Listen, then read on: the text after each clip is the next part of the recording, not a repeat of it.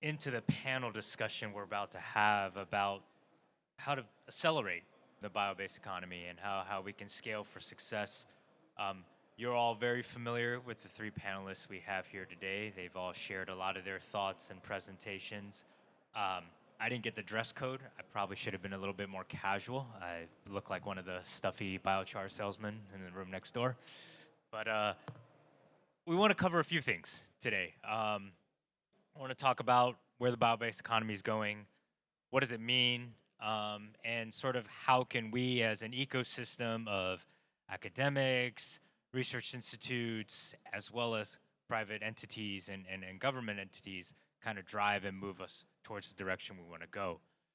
So we do have 25 minutes. I'm sure the three of you can talk for hours on this topic. But maybe let's start with the big picture. Maybe let's kind of set the stage. Obviously, there's been a lot of recent global disruptions. There's been this election in the US where people are a little kind of concerned about what's going on in sort of the political landscape. And of course, there's sort of an environmental crisis going on, flooding in this region just a couple weeks ago, but as well as throughout the rest of the world. But maybe Geraldo, will go to you first. What do you think these challenges tell us about sort of the resilience and sort of the direction of our economic system in response to sort of all that's occurred, and how does that allude to where sort of the bio-based economy might be headed? Thank you very much.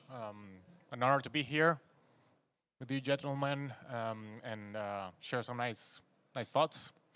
I think, we've undergone the last 4 or 5 years through quite challenging times at the global level that have pointed, perhaps nothing new, but have really made it or made us feel the pain in a certain way as a society, as economies, as individuals as well.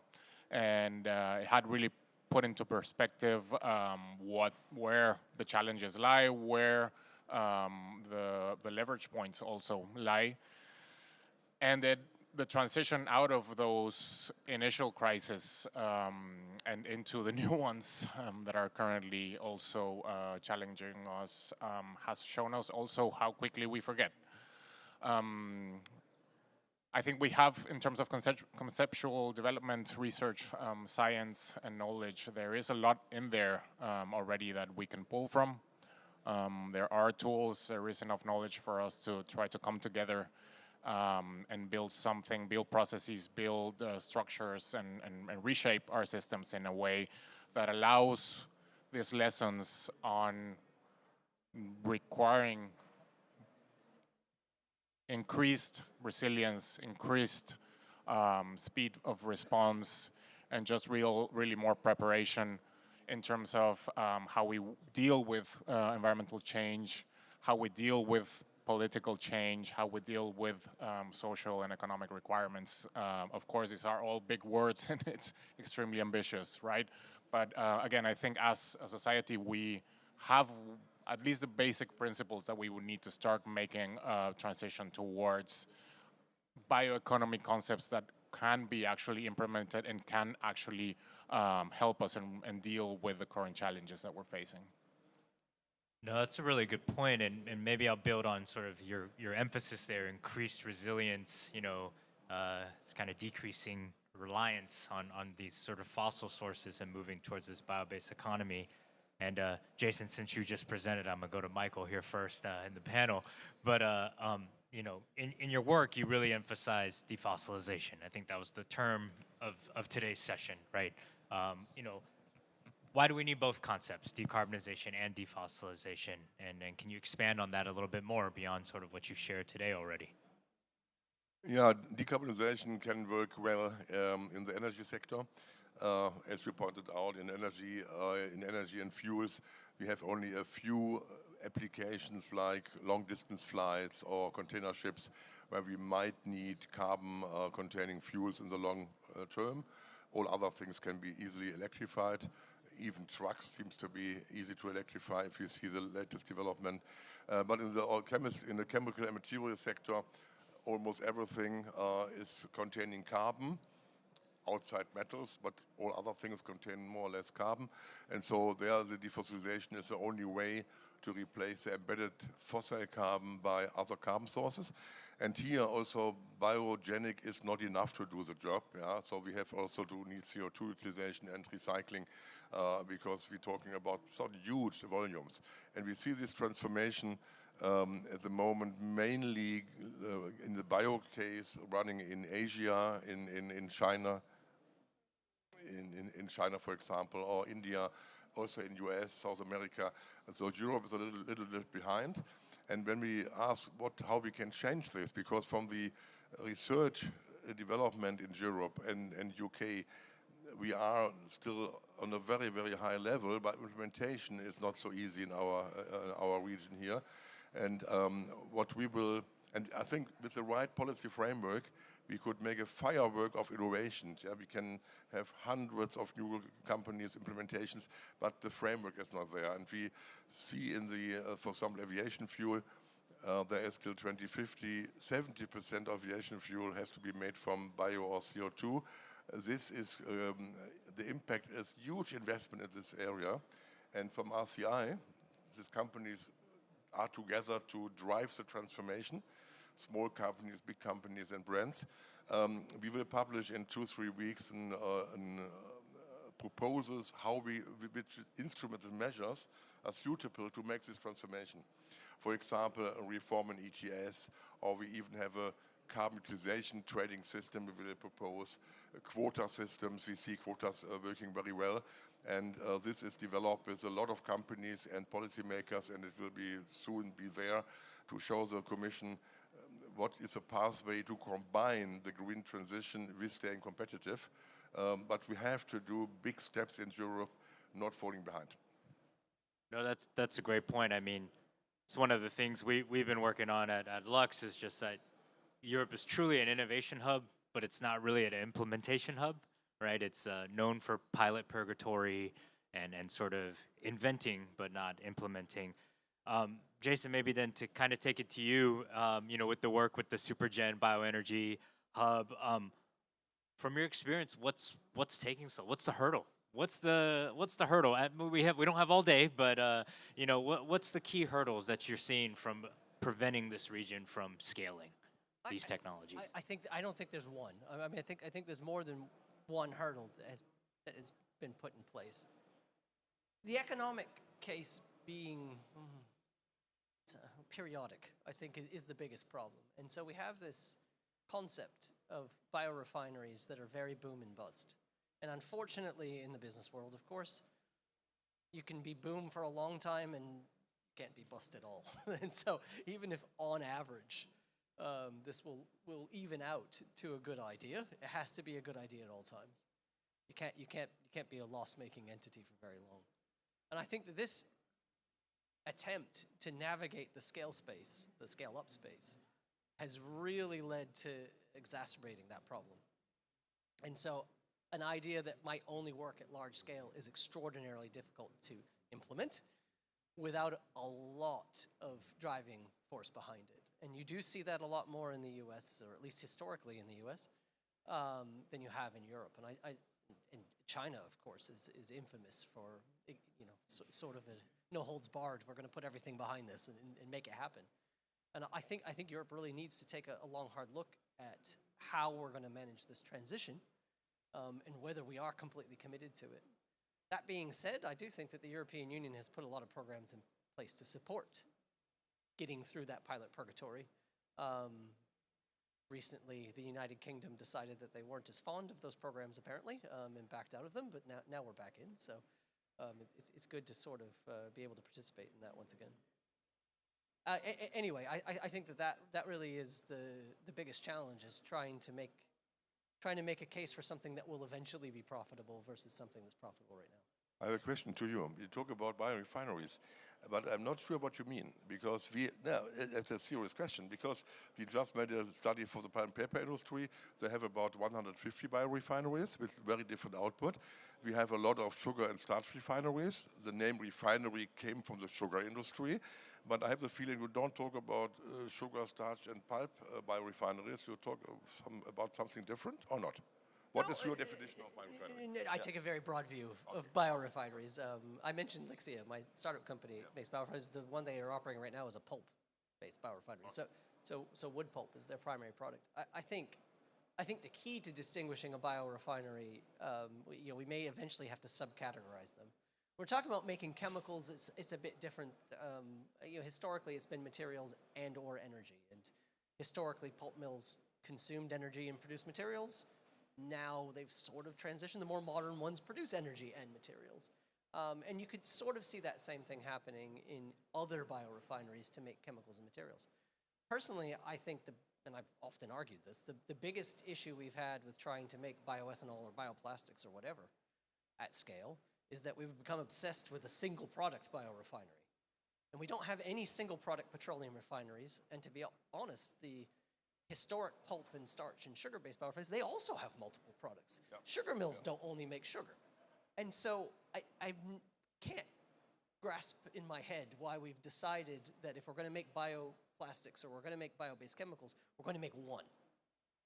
It seems to me quite a missed opportunity. We need to implement multiple products at once just to buffer the economic wins of any one single product.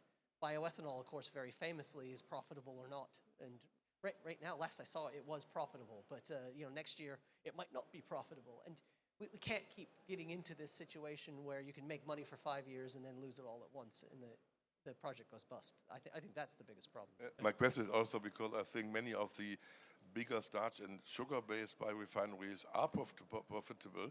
They can really work, they can expand, but due to some dogmatic decisions, they are not accepted, not supported.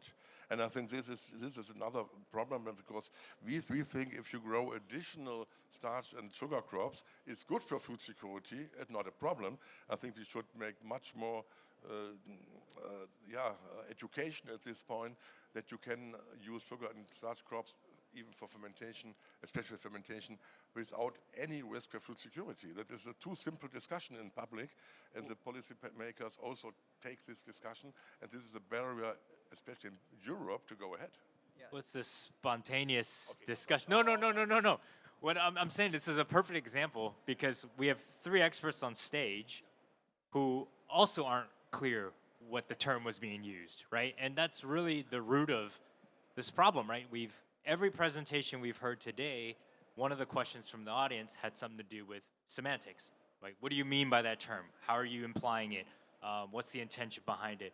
And I know, Geraldo, in your work at the Ecologics Institute, there's a lot of discussion around positioning these concepts, and there's a really wide variation of the term bioeconomy and sort of how it's interpreted by one group versus another, whether political or industrial, et cetera, has a sometimes negative impact on the progression of the space. So, from what you've seen and from what you heard, how can we fix that, so to speak? Because if 3 professionals who are knee-deep in it aren't even sure what the term means sometimes, how can we make the general public or policymakers understand?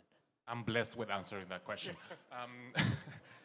Absolutely. I mean, it goes back to what Jason was saying as well. I mean, a big part of the problem, of course, are the policy frameworks that give us the rules of the game and the playing space, right? If we cannot come to consensus, then it's going to be hard to move past, even if we, as I said in the beginning, have enough knowledge and enough sort of pointers to go knowing which direction to go. For me, I mean, the main issue, and we do work a lot in these aspects at Ecologic, and what I've seen is not only how different disciplines or how different sectors of the economy understand the different concepts, but also even how these are geographically spread and how they change from region to region and even within the countries, how these are understood, picked up, and implemented when we get to that. Because again, as you've said, there's a challenge, there's still a gap a big gap towards implementation, let alone scale up. And there is a reason for having that flexibility in how we interpret the concepts and how we deal with them, because of course the contexts are different. Of course, the priorities and the dynamics of the different regions and across the territories will be different, and we need to respect that. We need to provide space for that. At the same time, and thinking on what this does to speeding up progress, to allowing scalability, there is a bit of a discord there, right? Unless you provide, I don't want to call it standards, but at least, you know, well understood directives, guidelines on how to deal with the implementation of these terms at the local level, but like at least defining the basic principles, the basic priorities, the basic aims that are being aimed for with these concepts.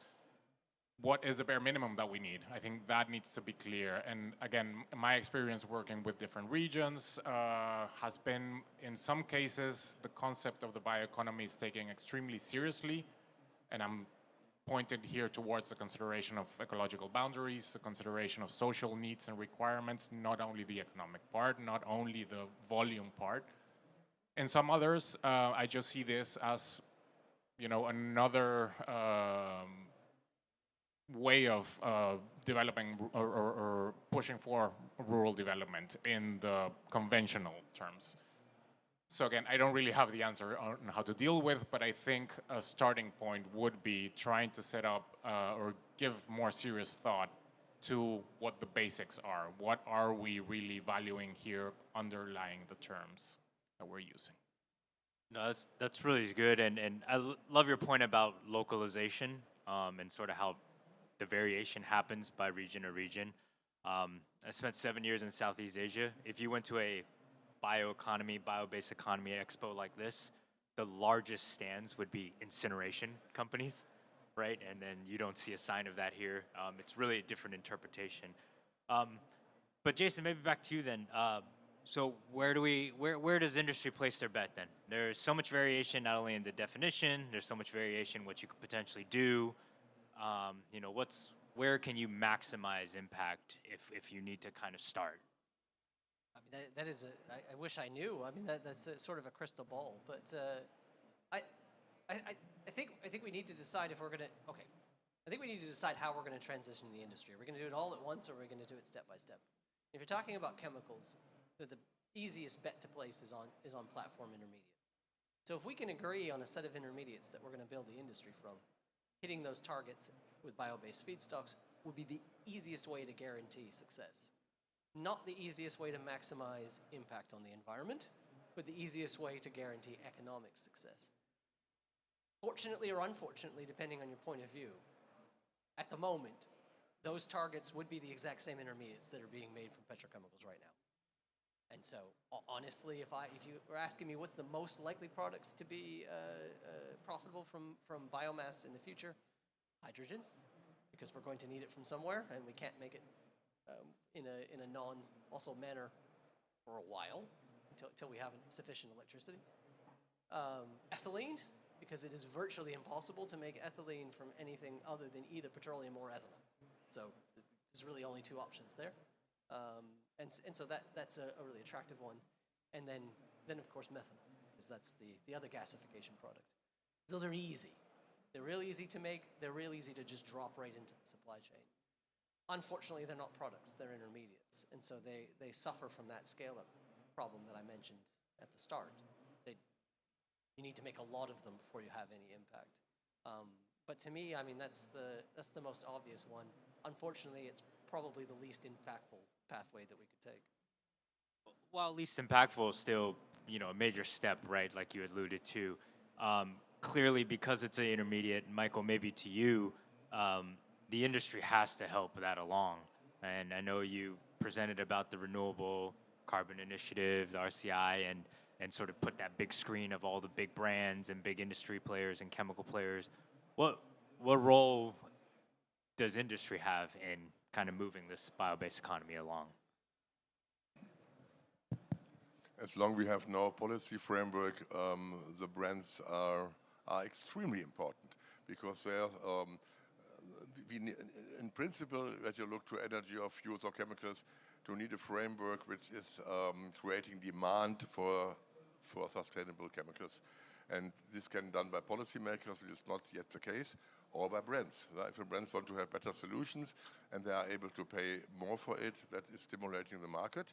If this will come together with some policy framework, then it could really go very fast.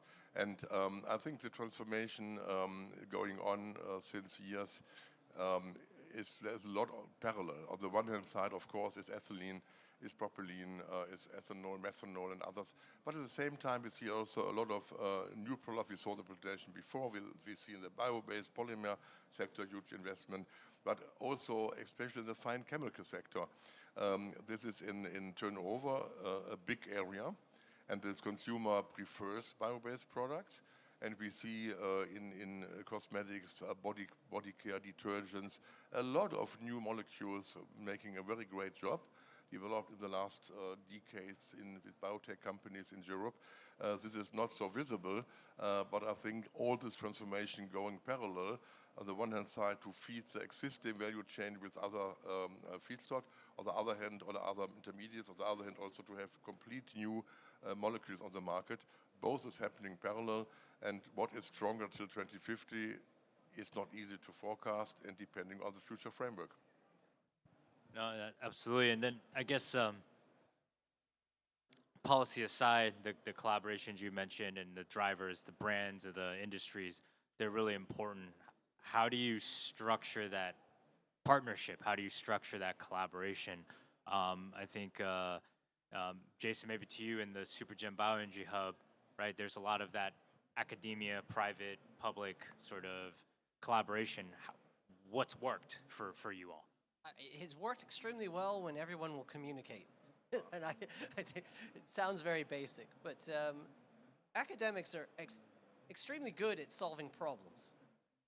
They're very bad at identifying which problems to solve, in my experience. Even personally, I would say that's true.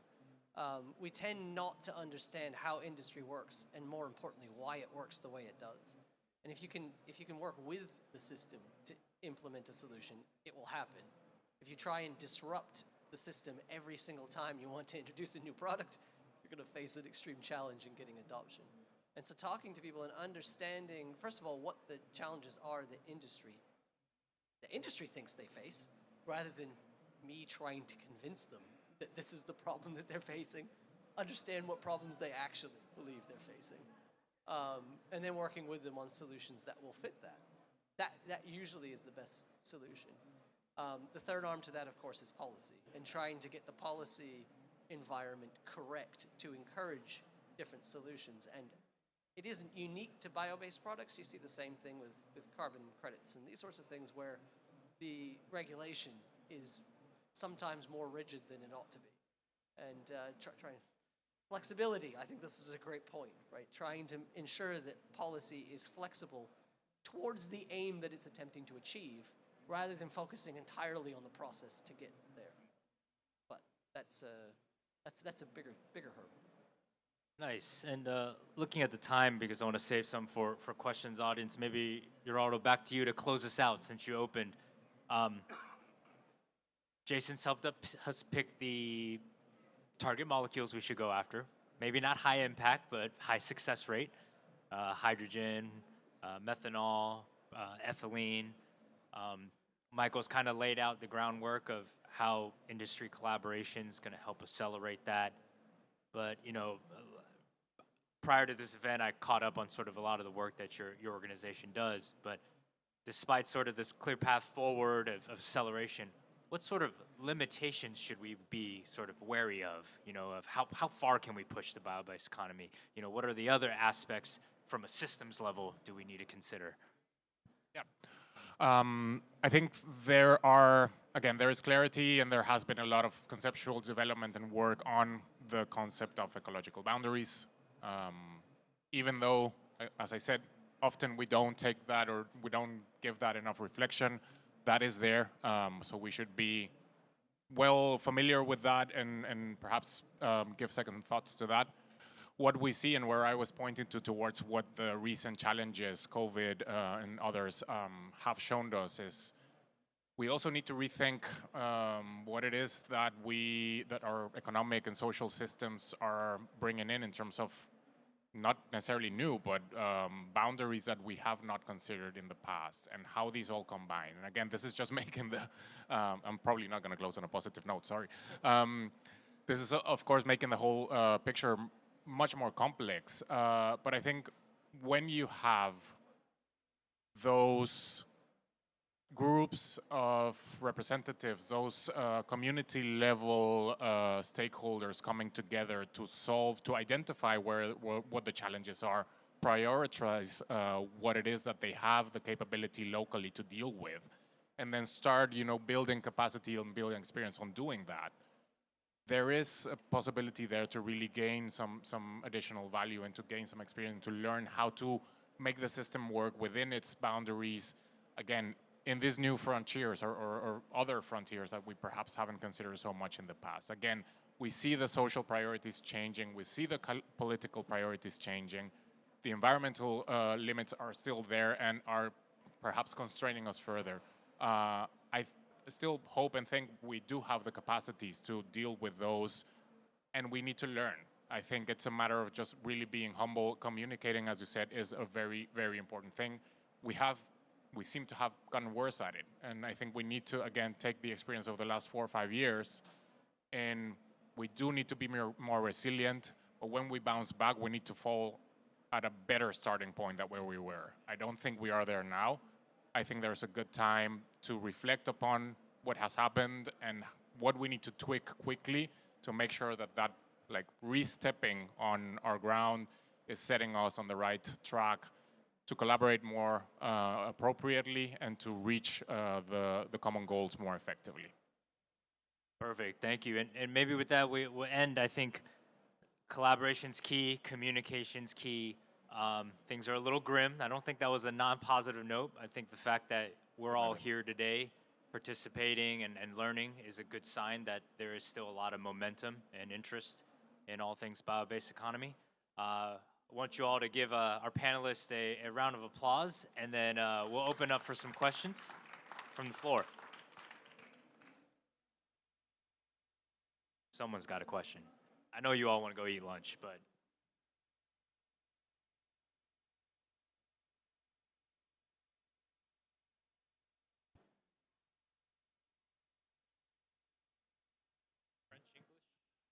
Now, in English, I just came in late, so maybe you already addressed this issue. What I'm seeing here at this exhibition is a lot of biocarbon. And how does that fit into your things that are happening?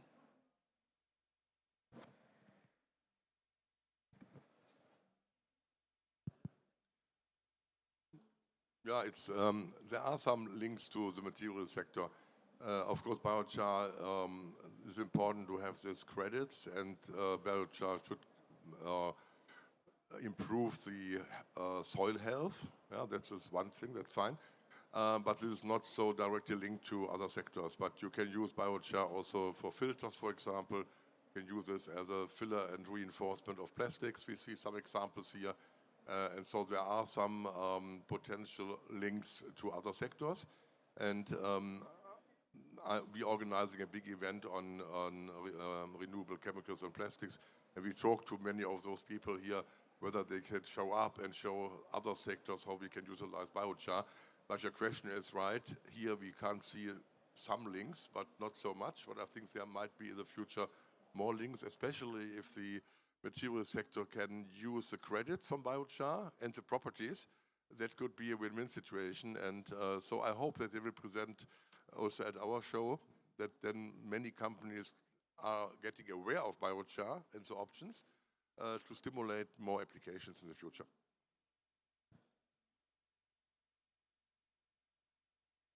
And to build on that, I think the immediate need for biochar really is to help decarbonize the industrial sector, right? High temperature heat, the need to leverage it as a combustion fuel. I think the whole session in the morning next door was entirely on that. And as hard as the chemicals industry is to decarbonize, cement, steel is even more difficult. in that sense. And I think that's why we're seeing a lot of momentum around that space as well. Biochar, biocoal in general. Maybe I can add quickly to that. I mean, this is a topic that I know little about, but yesterday I learned a lot by just being here and walking around and talking to people. You see that here the issue of understanding of terminology of concepts and the way biochar is coming onto the market now and what this means, you know, to different actors, different economic sector players. It's quite varied.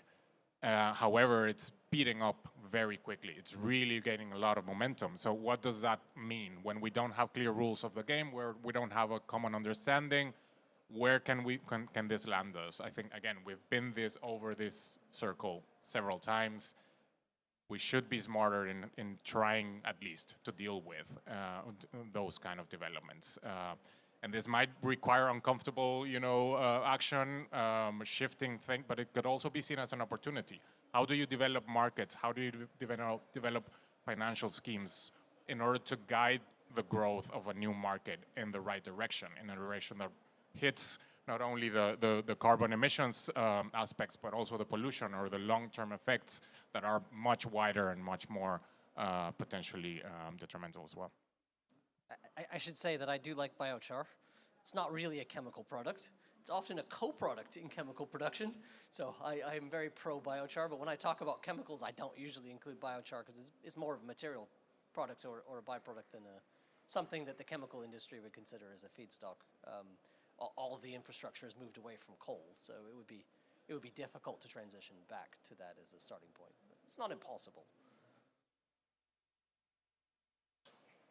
All right, then. With that, hope you all enjoy your afternoon break. We resume at 2 p.m., so please come on back. Our afternoon session will talk about some of the lessons we learned from startups and also several innovative startups will be presenting on the bio-based materials that they're currently developing. So please come on back and hope you enjoy your afternoon. Thank you all again, and thank you to our panelists.